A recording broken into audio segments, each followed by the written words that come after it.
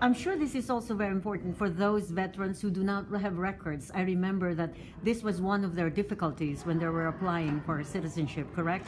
Yes. And so, do you think you would have some degree of help for those people who are lacking documentation now that you are getting documents from the United States government and they have the complete documentation?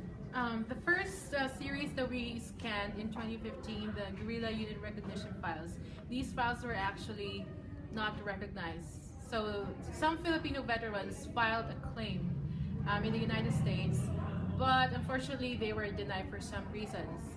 So that's the reason why they were not able to get compensated, they were not able to get U.S. pension.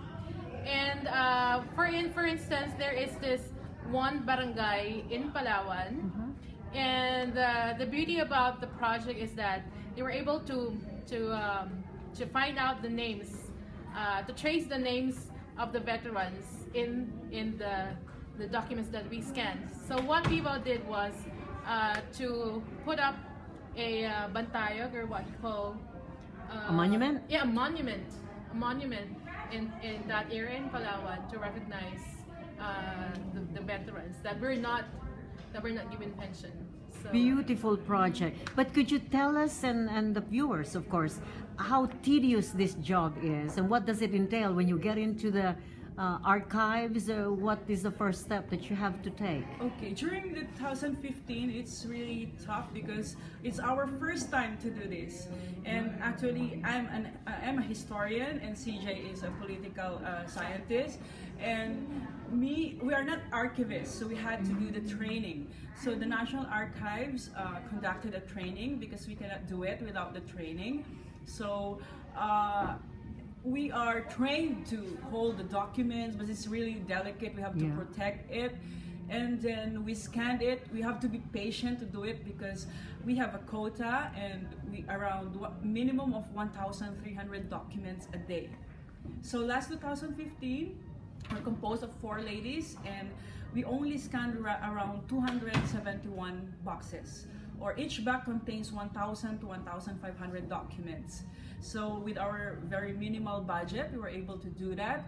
And but of course, the government or PVAL provided our headquarters, our transportation, but our salary is not that rewarding. But the action itself, but bringing back the history, is really rewarding. And the same domestic granddaughter of a veteran, it is also, you know, like a dedication to his memory, being part of this project. That's right. Tell us about your grandfather. My grandfather, my paternal grandfather, was killed in action, and he was a member of a intelligence unit in Panay region in 6th Military District.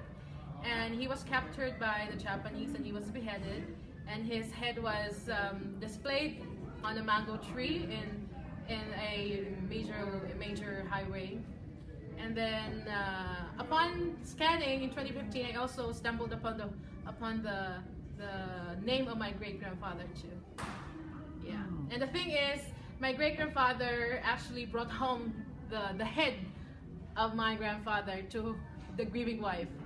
Yeah. Wow. That's incredible story. Yeah. Wow. And do you have anyone in the family also that was a veteran?